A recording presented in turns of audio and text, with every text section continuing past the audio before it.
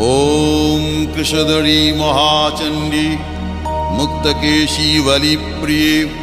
कुलाचार प्रसन्यास्ये नमस्ते शङ्करप्रिये घोरदंष्ट्रे कोटराक्षी कीटी शब्दप्रसादिनी घोरघोररवस्फारे नमस्ते चित्तवासिनी बन्धुका पुष्पशङ्काशे त्रिपुरे भयनाशिनी भाग्योदय समुत्पन्ने नमस्ते वरवन्दिनी जय देवी जगद्धात्री त्रिपुराद्ये त्रिदेवते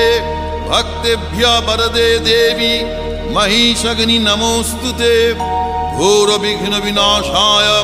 कुलाचार समृद्धये नमामि वरदे देवी मुंडमाला विभूषणे रक्तधारा